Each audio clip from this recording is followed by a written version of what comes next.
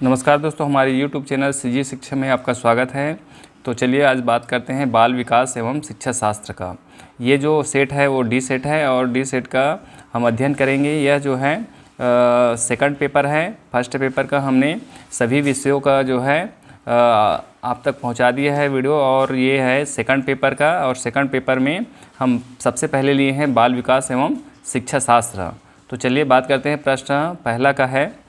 पहला प्रश्न है, समावेशी कक्षा की विशेषता नहीं है। इसमें ये पूछा है समावेशी शिक्षा मतलब जो होता है, ऐसे बच्चे होते हैं जो सामान्य बच्चे से अलग होते हैं, या कहें डिसेबिलिटी बच्चे, या कहें दिव्यांग बच्चे। तो उनको पढ़ाने के लिए एक विशेष प्रकार की तकनीक की आवश्यकता होती है जो बच्चे जो है उसको समझ सकें। तो इसीलिए बोला यहाँ पे बताया गया है समावेशी कक्षा की विशेषता नहीं है। तो ऐसे कौन से यहाँ पे जो बताया है ऑप्शन, उसमें से समावेशी कक्षा की विशेषता नहीं है, इसको लेना है। तो इसमें से सबसे अहम जो बात है ये है, समग्र विद्यार्थी एक ही ज्ञान क्षमता वाले। तो सभी बच्चे तो है एक ही क्षमता वाले बच्चे नहीं हो सकते हैं, अलग अलग क्षमता के बच्चे होते हैं।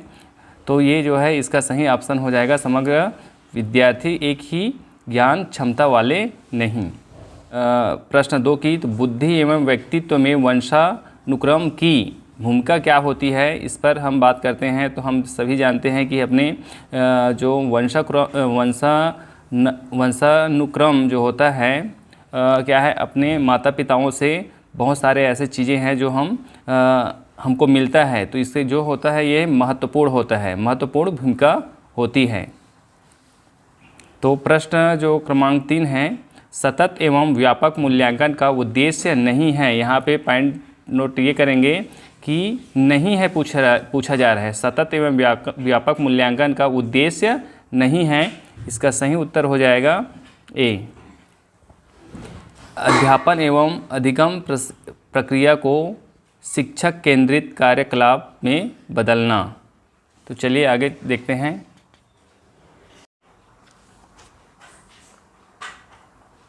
प्रश्न क्रमांक 4 है, सिगमंड फ्रायड के अनुसार पुत्री में पिता के प्रति निम्नलिखित में से कौन सी मानसिक ग्रंथि पाई जाती है। यहाँ पे पूछा गया है पुत्री में पिता के प्रति कौन सी ग्रंथि पाई जाती है। तो ये है, इसका सही उत्तर है बी, इलेक्ट्रा। प्रश्न क्रमांक 5 है, व्यक्तिक विभिन्नताओं को समझने का प्रयत्न सबसे पहले किसके द्वारा किया गया। तो इसका सही उत्तर गाल्टन होगा। इसका सही उत्तर क्रमांक 6 है, क्रिया की सफलता से संतोष एवं असफलता से असंतोष होता है, यह थार्नडाइक के किस नियम को बतलाता है। इसका सही उत्तर हो जाएगा बी, प्रभाव का नियम। ये जो डी है ये नहीं होगा, उपरोक्त सभी जो दिया गया है। प्रश्न क्रमांक 7 में आ जाते हैं। यदि आपकी कक्षा का कोई विद्यार्थी विद्यालय में होने वाले हर गतिविधि के विषय में जानने को उत्सुक रहता है, तो उसके विषय में आपके विचार होंगे। तो उसके आपके विचार में क्या होगा, वो बच्चा जो है क्या होगा, वह सृजनशील विद्यार्थी है। इसका सही उत्तर हो जाएगा सी। चलिए आगे देखते हैं। प्रश्न क्रमांक 8 जो है, कौन सा कथन मानव विकास के संबंध में गलत है। तो कौन सा विकास जो है, तो इसका ऑप्शन होगा बी, विकास पूर्वानुमेय होता है। यहाँ पे लिखा है गलत है, इसलिए होगा विकास पूर्वानुमेय होता है। प्रश्न क्रमांक 9 है, शिक्षा के स्तर को उच्च करने के लिए क्या किया जाना उचित है। जो शिक्षा के स्तर है जो उसको उच्च करने के लिए क्या किया जाना उचित है। तो इसका सही उत्तर हो जाएगा सी, पाठ्यक्रम में उचित संशोधन भी हो सकता है, छात्रों का सतत पाठ्यपुस्तक को सतत मूल्यांकन, अध्यापकों को उचित वेतन देना और छात्रों का सतत मूल्यांकन, ये भी हो सकता है छात्रों का सतत मूल्यांकन करना। लेकिन मेरे ख्याल से पाठ्यक्रम में उचित संशोधन होना चाहिए। प्रश्न क्रमांक 10 है, अभिप्रेरणा के स्वरूप में निम्नलिखित में से कौन से लक्षण सम्मिलित हैं? इसका सही उत्तर हो जाएगा शक्ति संचालन, निरंतरता, परिवर्तनशीलता। तो इसका सही उत्तर हो जाएगा, ये तीनों आएगा तो उपरोक्त सभी। प्रश्न क्रमांक 11 है, भाषा संबंधी योग्यता और बुद्धि लब्धि में घनिष्ठ संबंध होता है, यह कथन है। इसका सही उत्तर हो जाएगा डी हो जाएगा, टर्मन। प्रश्न क्रमांक 12 है, श्रवण बाधित बच्चों के लिए शिक्षा व्यवस्था के क्षेत्र में किसका नाम उल्लेखनीय है? तो इसका सही उत्तर हो जाएगा सी का। इसका सही जो उत्तर हो जाएगा हेलेन केलर।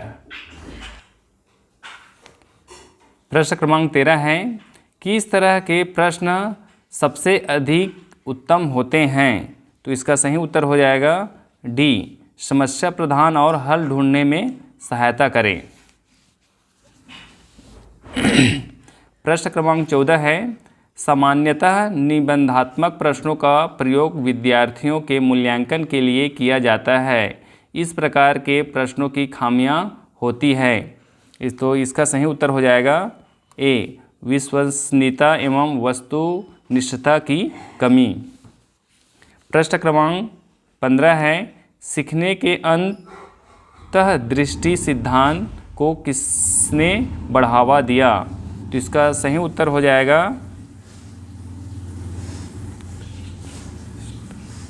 गेस्टाल्ट सिद्धांतवादी। प्रश्न क्रमांक 16 है, ऐसी भाषा को शिक्षा का माध्यम बनाना चाहिए। तो इसका सही उत्तर हो जाएगा बी, जो समृद्ध हो।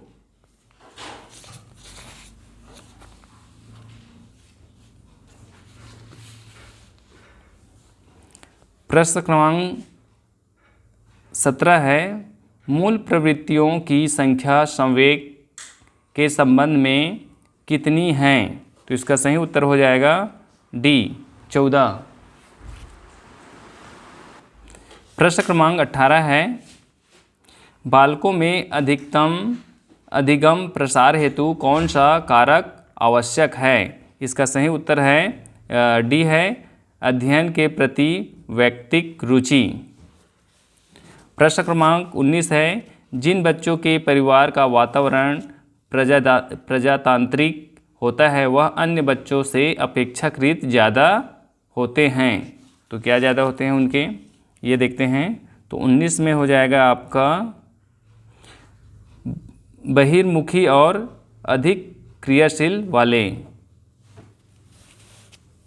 चलिए प्रश्न क्रमांक 20 है, बुद्धि एवं बुद्धि परीक्षण के महत्व का निम्नलिखित में से किस कथन से पता चलता है? तो इसका सही उत्तर हो जाएगा बुद्धि परीक्षण की भूमिका व्यावसायिक मार्गदर्शन से अहम होती है, ये भी सही है। बुद्धि परीक्षणों द्वारा छात्रों को उन्नति के मार्ग पर प्रशस्त किया जाता है, ये भी सही है। अनुसंधान के विभिन्न घटकों के चयन हेतु बुद्धि एक आधार होता है, ये भी सही है। तो इसका सही उत्तर हो जाएगा उपरोक्त सभी, डी है इसका। प्रश्न क्रमांक 21 है, उच्च प्राथमिक स्तर पर एक अच्छे शिक्षक में सबसे महत्वपूर्ण विशेषता है? तो पढ़ाने की उत्सुकता, धैर्य और दृढ़ता, विषयों के ज्ञान में क्षमता, शिक्षण पद्धतियों के ज्ञान की दक्षता, ये भी सही हो सकता है। तो मेरे ख्याल से ये धैर्य और दृढ़ता होना चाहिए। उच्च प्राथमिक जो बच्चे हैं उनको पढ़ाने के लिए क्या होना चाहिए, धैर्य और दृढ़ता सबसे पहले महत्वपूर्ण है, शिक्षकों में होना चाहिए। प्रश्न क्रमांक 22 है, शिशु के जन्म के कुछ समय बाद ही यह निश्चित किया जा सकता है कि भविष्य में उसका स्थान क्या है, यह परिभाषा किसकी है? उत्तर हो जाएगा बी का सही उत्तर है एडलर। प्रश्न क्रमांक 23 में बालकों के वर्गीकरण और उनके प्रमुख लक्षणों के जोड़े बनाइए। तो तो ये जो जोड़ा है उसको देखते हैं, बालकों का वर्गीकरण और प्रमुख लक्षण। जैसे प्रतिभाशाली बच्चे हैं तो क्या होंगे वे, इसमें से अब इस प्रतिभाशाली जो बच्चे हैं उच्च बुद्धि वाले हो जाएंगे। जो बच्चे रचनात्मक हैं तो आविष्कार करेंगे। तो इसका सही उत्तर हो जाएगा ए। चलिए 24 की बात करते हैं। किसी समस्या पर चर्चा करने का अवसर जब विद्यार्थियों को समूह में दिया जाता है तब उनके सीखने का जो क्रम है क्या होता है? तो स्थिर रहता है, बेहतर होता है, घटता है, समान रहता है। तो ये क्या है? बेहतर होता है। प्रश्न क्रमांक 25 है, अधिगम अनुभव के कारण हमारे मौलिक व्यवहार में संशोधन है।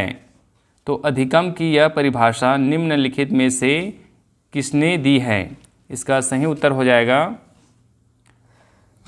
गेट्स तथा अन्य। प्रश्न क्रमांक 26 है, विशिष्ट आवश्यकता वाले बच्चों के अध्ययन हेतु कौन सी व्यूह रचना उपयुक्त होगी? तो इसका सही उत्तर हो जाएगा ए, ज़्यादा से ज़्यादा बच्चों को कक्षा में चर्चा हेतु सम्मिलित करना। प्रश्न क्रमांक 27 है, छात्र को क्या और कितना पढ़ाया जाए इस बात का निर्णय अध्यापक करता है। यह शिक्षा के किस सिद्धांत के अंतर्गत आएगा? इसका सही उत्तर हो जाएगा नियोजन का सिद्धांत।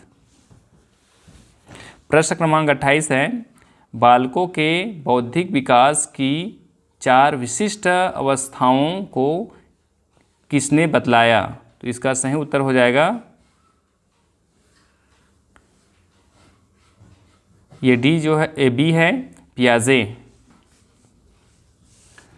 प्रश्न क्रमांक 29 है, व्यक्ति तथा वातावरण से संबंधित कारकों का प्रभाव अधिगम पर किस अवस्था तक पड़ता है? पूर्व बाल्यावस्था, किशोरावस्था, बाल्यावस्था। तो मेरे ख्याल से संपूर्ण जीवन पर क्या है, वातावरण का प्रभाव जो होता है संपूर्ण जीवन पर पड़ता है। सबसे ज़्यादा कहा जाए तो किशोरावस्था में मान सकते हैं, लेकिन सभी अवस्था में उनका जो प्रभाव, वातावरण का जो प्रभाव होता है वो पड़ता है। प्रश्न क्रमांक 30 है, किसी बच्चे के समाजीकरण की प्रक्रिया में सामाजिक मूल्य और सामाजिक प्रतिमानों की संभावना किस पर निर्भर करती है? तो इसका सही उत्तर हो जाएगा बच्चों के व्यवहार पर। तो यह जो बाल विकास का जो है और शिक्षा शास्त्र का संपूर्ण प्रश्नों का जो है संभावित उत्तर है, और संभावित उत्तर में आप अपना अनुसार उसको देख सकते हैं, और आने वाले समय में कितना सही होता है हमें कमेंट्स में ज़रूर बताएंगे। और यदि वीडियो पसंद आए तो वीडियो को लाइक करेंगे, चैनल में नए हैं तो चैनल को सब्सक्राइब कर लें और घंटी के चित्र को दबा लें, जिससे आने वाले वीडियो का नोटिफिकेशन आपको सबसे पहले मिल सकेगा। तो चलिए अब नेक्स्ट जो वीडियो हमारा आना है इसी पार्ट में 2 में हिंदी विषय का आएगा। तो हिंदी विषय पर हम क्या करेंगे, इसमें चर्चा करेंगे। तो आज के लिए इतना ही। जय हिंद।